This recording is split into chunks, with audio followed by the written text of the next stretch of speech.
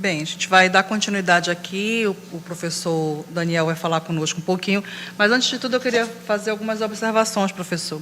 É interessante como a gente, quando fala de conexão com o divino, né, com a sacralidade, a gente não consegue perceber como é capaz, como é possível uma pessoa que participa de alguma atividade, ou de algum culto, ou de alguma religião, ou de alguma filosofia ou doutrina religiosa, possa ter atitudes intolerantes com o outro, quando a gente vê que a maioria das religiões elas trabalham a questão do amor. Então, fica difícil a gente compreender, ter essa compreensão de como que eu posso achar que o Deus que eu sirvo é maior do que o Deus que o outro serve. A religião tem um valor, dado um valor maior do que, às vezes, a própria Constituição. Então, é preciso que a gente tenha esse cuidado, assim, na hora de legislar, na hora de pensar, na hora de reunir, na hora de educar, para que a gente não use o nosso espaço, né, em benefício dos nossos interesses. É preciso que a gente tenha essa visão. Mas, assim, eu já falei demais, eu sou a mediadora, eu queria agora passar a palavra, eu vou já falar com o bispo Renato, mas eu queria passar a palavra para o professor Daniel. Eu queria fazer uma correção, ele é diretor acadêmico da Faculdade Boas Novas e coordenador do curso de Ciências da Religião. Eu havia dito Fundação Boas Novas, mas é Faculdade Boas Novas. Então, professor, seja bem-vindo, uma boa tarde. Boa tarde. Boa tarde a todos e a todas que estão nos acompanhando. Boa tarde, professor doutor Palheta, professora Jaci, que acaba de dar uma aula na sua mediação para nós, né? Fazer uma síntese aí que já ajuda ao padre Renato, pastor, bispo Renato Souza. Eu gostaria de, antes de fazer a minha fala, também agradecer na sua pessoa, professora Jaci, essa ideia, essa coordenação desse evento, a Assembleia Legislativa, a Casa do Povo. E quando você falou isso aqui nos bastidores há pouco, isso aguçou a minha memória, né? Em saber que um evento como esse, e ainda bem que está sendo transmitido, não apenas para quem está vendo ao vivo, mas poderá ver depois, é de suma importância para o cidadão do estado do Amazonas, da cidade de Manaus, os municípios, porque eu acho que você contribui com esse evento, professora, com tudo aquilo que a gente está batalhando há 20 anos, né? Alguns até mais que isso, para que a educação e o nome do evento, muito sugestivo, Educando pela Cultura. Então, isso é salutar e eu agradeço muito a vocês. Então, eu gostaria de contribuir, eu acho que a fala do Palheta já foi profundamente esclarecedora acerca desse cenário atual, e eu não gostaria de ser repetitivo, mas partindo do mesmo argumento, do ponto do meu local de fala, enquanto professor de ensino superior, eu acho que eu falava pouco para a repórter da Assembleia, que essa conversa ela tem uma dimensão de partes, né? Enquanto a escola, e aqui representado na pessoa do professor Palheta, estar atenta a isso, existe uma coordenadoria atenta a esse espaço de educação religiosa, de ensino religioso, com todas as prerrogativas já explicadas, os documentos pertinentes. É imprescindível também que a gente esteja, do ponto de vista do ensino superior, oportunizando a qualificação desses professores. Porque assim a gente consegue. Acho que Paulo Freire falou algo muito importante. A educação não vai mudar o mundo, mas também sem ela, tampouco o mundo mudará. A gente sabe que existem dimensões, esferas, outras, que ultrapassam todo o trabalho que nós labutamos, fazemos, nos envolvemos. Existe uma necessária conscientização política, existe uma necessária batalha no ponto de vista político, social, econômico, que atinge outras necessidades, abarcam outras necessidades. Mas a gente quer contribuir, a gente quer estar nessa marcha de contribuição daquilo que a gente considera como melhoramento da sociedade humana. Nosso país é um país muito distinto no cosmos, né? Vamos colocar assim, com uma riqueza incomensurável em todas as suas dimensões, com um povo muito plural, diverso, cultura muito rica. Foi resultado de todo esse encontro, essa dimensão, esse encontramento mesmo, né? essa dimensão do outro que aqui se achegou há muitos anos atrás. E problemas reais, problemas rígidos, estruturais, eu diria, que não é só a questão do racismo, do machismo, que nós costumeiramente falamos que é algo estrutural na nossa nação, mas como decorrência disso também a intolerância religiosa se constitui em algo rigidamente estruturado na mente das pessoas. E desde pequeno, as crianças, por isso a importância da educação na escola, por isso a importância de pedagogos e pedagogas que estão lidando com isso e afetarem essa geração que vai crescendo, que pode ser melhor. A gente deve continuar acreditando que a educação pode contribuir para uma melhora. E eu para refletir nessa minha abordagem aqui, algo muito importante e pertinente veio na minha cabeça, desde o momento que nós conversávamos sobre esse evento, que foi aquele fato da presença de Paulo, conhecido apóstolo Paulo, no Areópago de Atenas. Isso está descrito na Bíblia, em Atos capítulo 17. E você vê que é um homem absolutamente bem preparado para uma obra de disseminação da fé cristã, esta mesma fé que você acaba de lembrar o impacto que foi a pessoa de Jesus de Nazaré, para que o mundo todo pudesse receber, se não toda a compreensão, mas entender que Deus é amor. E que o apóstolo Paulo passava, então, saindo daquele contexto muito rígido e problemático que é a Palestina, que é a própria, dentro do ponto de vista histórico, e até hoje, do ponto de vista geopolítico, a questão da Palestina enquanto uma religião milenar, mas ele sai desse contexto para ir aos povos, ao contato com outros povos. Eu me recordo que alguns anos atrás, alguém me inquiriu sobre isso, perguntando, mas como é possível? O Paulo já começa a evangelizar impondo algo. E eu discordei dessa palavra impor, porque Paulo nunca impõe nada, nem Jesus impôs nada. Então, o cerne da religião nunca foi imposição, mas foi transmissão, foi diálogo, foi capacidade de escuta, de alteridade, de olhar pelo outro. Eu digo muito para os meus alunos que Paulo, para mim, é considerado o maior antropólogo de todos os tempos, porque a capacidade linguística, cultural, filosófica que ele teve para comunicar o Evangelho nos mais variados níveis da sociedade da época, e códigos, inclusive, é algo impressionante. Então, o Paulo, ele é essa pessoa que vai estabelecer um diálogo com os gregos, que é, para tanto, quem mais representava uma pluralidade enorme filosófica, do ponto de vista filosófico, de escolas filosóficas, mas também religiosa.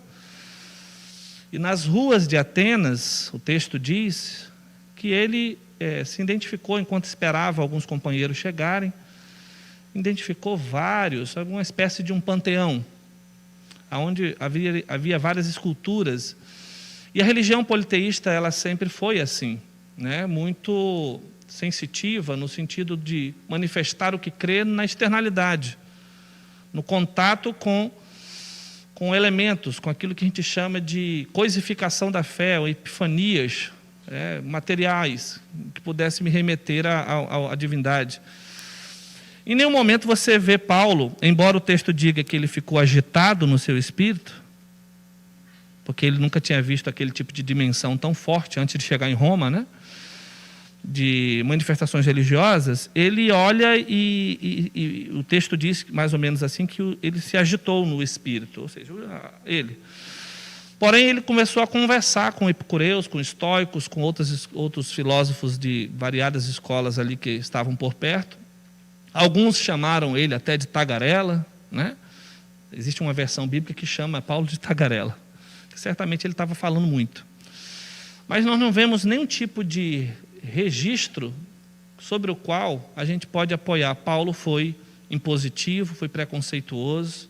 Pelo contrário, se você pegar o capítulo 17 de Atos e ler, você vai ver um homem um gentleman, por assim dizer, respeitoso, elogioso, porque ele começa seu discurso falando dos varões atenienses. Percebo que dentre vós, percebo o quanto vocês são religiosos. Isso era um elogio de uma magnificência enorme. E o quanto vocês primam por isso. Mas entre as esculturas de vocês, eu observei uma que dizia ao Deus desconhecido. E foi nesse elemento que Paulo pôde se apoiar. Em nenhum momento ele faz citação dos textos do Antigo Testamento, os quais era a formação dele, de Abraão, Isaque e Jacó. Em nenhum momento ele faz referências epifânicas à revelação do Deus Yahvé do Antigo Testamento, sobrenatural, nada disso. O discurso dele é racional, é elogioso, é filosófico, e ele ainda tem a capacidade de citar os poetas gregos. Esse tipo de leitura e compreensão é a leitura que nós precisamos fazer, porque as ciências da religião, em seu espectro maior, é composta também pela participação do cristianismo. O cristianismo, e eu coloquei aqui, ele não perde a sua essência quando ele dialoga, quando ele respeita. Foi o que Paulo fez. Ele teve a capacidade, se nós formos olhar por uma questão mais fundamentalista, uma leitura mais fundamentalista da Bíblia, que fica horrorizado em ouvir o que eu vou falar aqui, Paulo cita uma fonte pagã. Ele dizia: já disseram os poetas de vocês, também dele somos descendência. Os poetas, aqui da escola Zenão e outros mais, falavam nas suas postulagens filosóficas que nós, enquanto seres humanos, temos um traço de deidade, de divindade em nós. Paulo pôde observar essa fonte e dizer: olha, os poetas também já diziam que existe um Deus que nos criou, que criou todo o universo. Ele estava nesse nível, não cita o nome de Jesus em nenhum momento, mas não nega a sua ressurreição, que para nós cristãos é o maior dogma. Sem esse dogma, sem esse fundamento, o cristianismo não existe, a saber, crer que Jesus Cristo morreu e ressuscitou. Mas veja como ele faz isso: com educação, com discrição, com elogio, com capacidade de alteridade a todos que estavam ali, lhe dando um espaço. E diga-se de passagem, não era qualquer um que falava nesse Areópago. Aqui nós teríamos que ter 1 hora para explanar esse contexto grego, para vocês entenderem. Mas ele tem espaço para falar, por causa do nível de preparo que ele tinha, da capacidade que ele tinha de criar pontes. E isso não dissolvia a sua fé. Porque se dissolvesse, lá no próprio texto ele nem falaria da ressurreição. E os gregos, profundamente racionalistas, e já se despindo dessa relação mitológica, quando ouviram ele falar da ressurreição, disseram o que para ele? Sobre este assunto falaremos outro dia, porque agora você já foi para um nível muito de fé. E é exatamente isso, porque a fé cristã não é filosofia, é fé, é religião, é crer no impossível. Isso sustenta a fé. Mas daí eu pegar isso e fazer objeto de dominação, para quem não pensa igual, é um abismo muito grande que nós precisamos separar. E nesse evento nós temos a oportunidade. Por isso que eu escrevi aqui assim: no Areópago, para nós cristãos, Paulo é um modelo e ponto de partida para desenvolver a compreensão de correlação da fé com a cultura, até a dimensão do respeito e apreço pelas outras confissões, e crenças que, sob a mesma análise e dimensão, possuem centelhas do Logos. Logos é um conceito, vocês sabem, pertinente na antiguidade, que fala de razão, fala de verdade, aletheia. Então, a verdade não está pertinente e nem consiste em estar existente em uma única religião. num arquétipo que eu posso dizer, é isso aqui ou não é isso, ou não é nada. Se existe um Deus que criou todo o universo, eu não consigo imaginar a percepção de um Deus que criou todo o universo caber em esquemas construídos por seres humanos, que é o aspecto da participação do ser humano em criar a própria religião. Mas, enfim, como disse Emily Durkheim, a religião é um fato social e está aí. E a gente precisa dialogar nesse trâmite, entender, respeitar tudo que o próprio ser humano cria. Mas eu estou tentando argumentar que, do ponto de vista da transcendência de Deus, isso é impossível, impensável.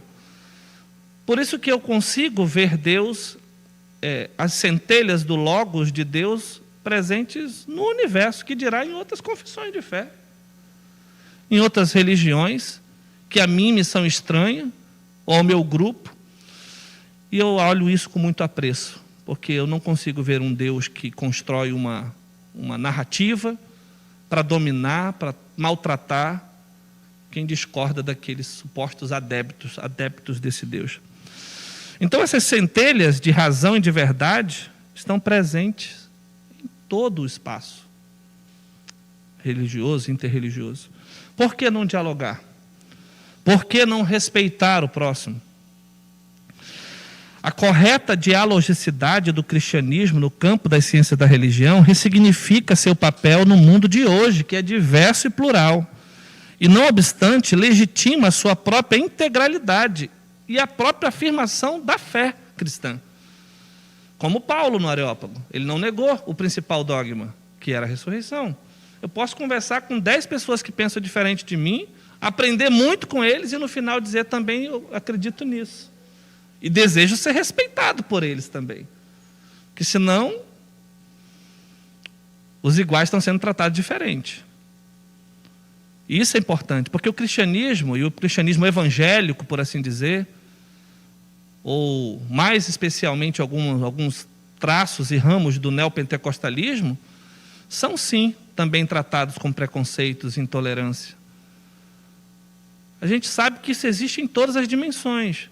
Mas, do ponto de vista geral, o cristianismo foi, para mim, na minha leitura de mundo, na minha cosmovisão, enquanto religião cristã histórica, no tempo e no espaço, quem mais se utilizou desse elemento que a professora bem explanou, de dominação. Então, nós precisamos despir isso, desintoxicar o cristianismo disso, porque tenhamos certeza, nós seremos melhores cristãos e as pessoas terão um outro olhar sobre nós.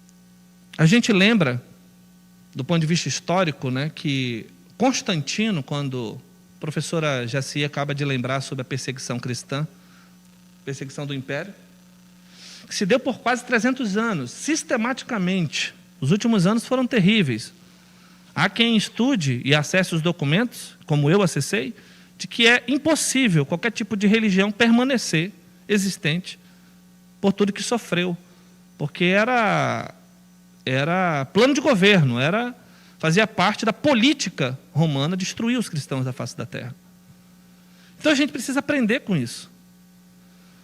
Uma vez que Constantino se converte, e esse aspas aqui é porque há um debate muito grande sobre essa conversão dele, ele faz um edito que eu queria falar aqui antes de terminar minha fala, chamado Edito de Milão de 313.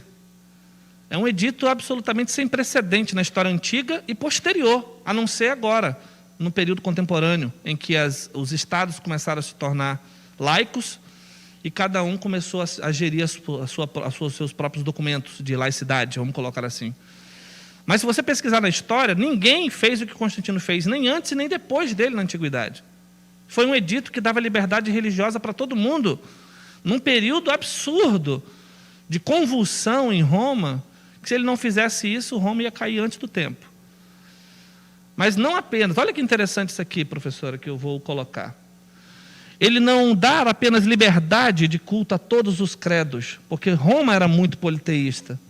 Mas ele disse assim, cesse a perseguição e acabe a mortandade. Se terminasse aqui já era maravilhoso, mas ele fez mais. ele passa a fazer uma investigação historiográfica para ressarcir o prejuízo que foi. Imagine isso, o Estado reconhecer uma determinada religião, isso ainda está por acontecer no período contemporâneo.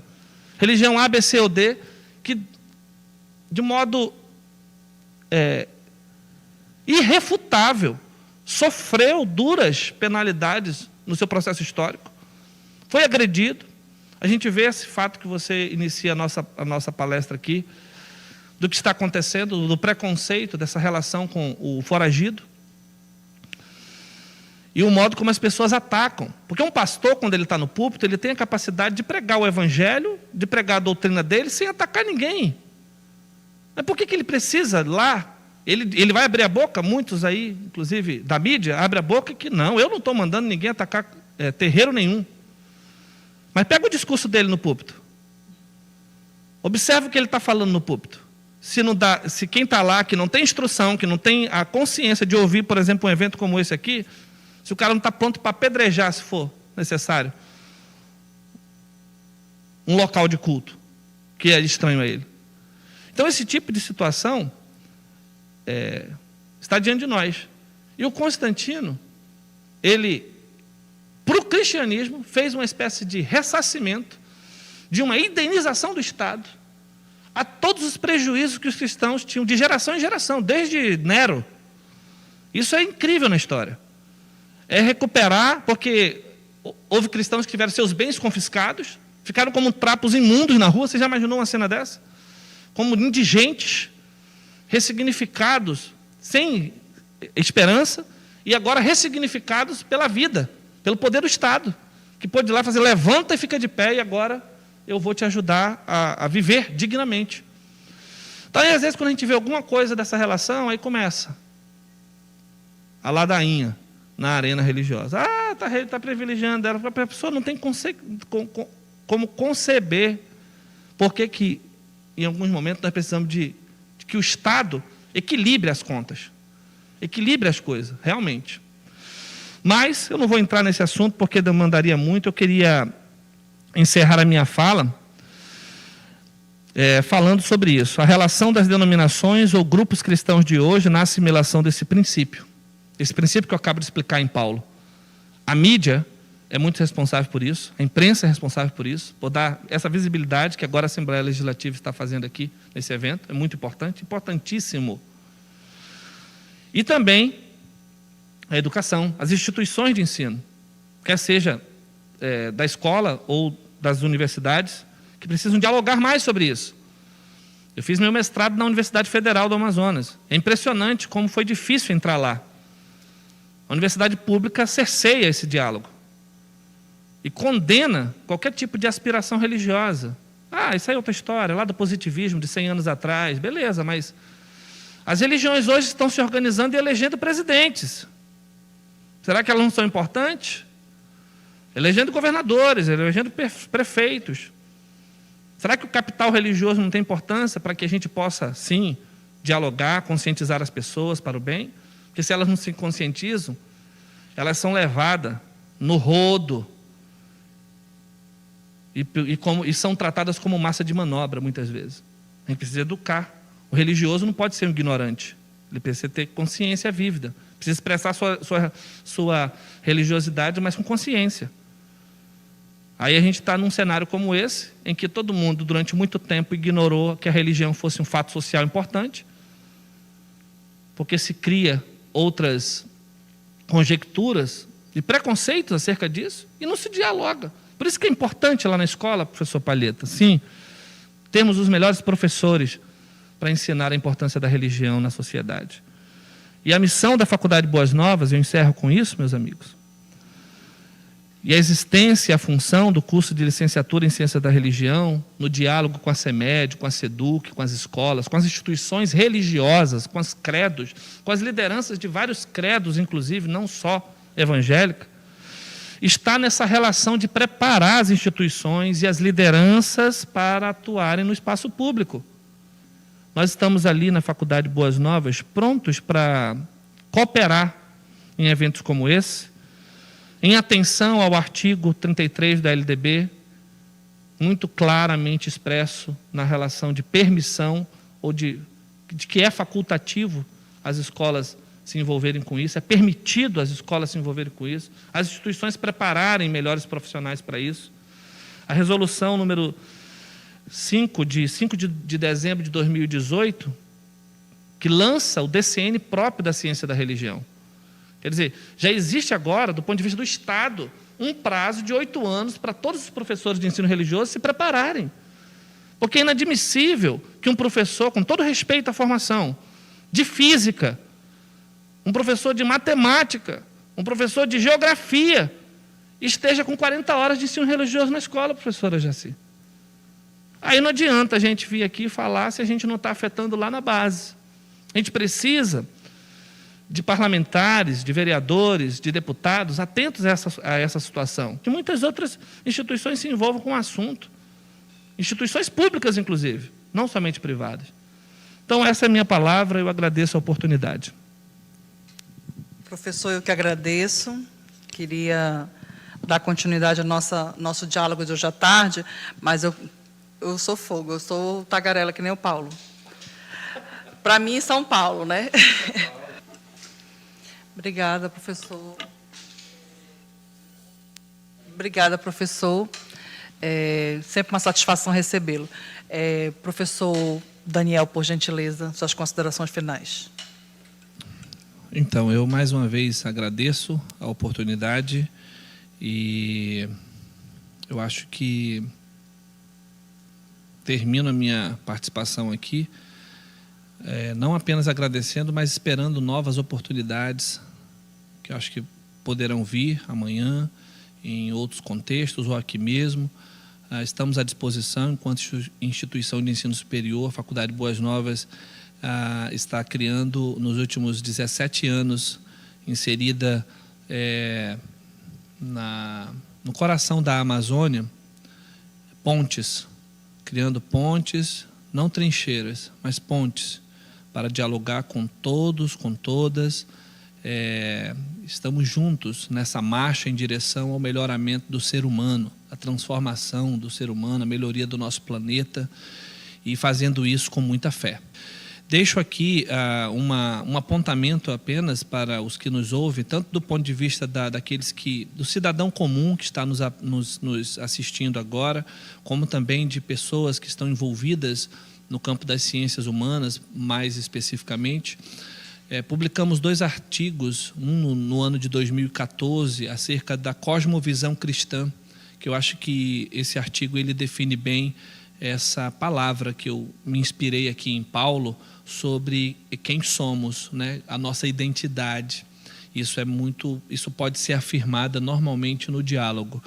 Ao mesmo tempo, 2 anos depois, em 2016, nós publicamos uma extensão desse texto, que além de falar de cosmovisão, nós lidamos com as cosmovisões do mundo. Né? A cosmovisão cristã ela pode ser uma cosmovisão poderosíssima, de satisfação para a vida daqueles que creem, que seguem essa filosofia de vida e de crença, mas um amadurecimento maior precisa acontecer quando eu entendo que eu vivo num mundo muito plural, muito diverso, e a própria cosmovisão cristã nos dá sustentação para essa dialogicidade, para esse diálogo com todas as confissões. Muito obrigado mais uma vez a todos e a todas.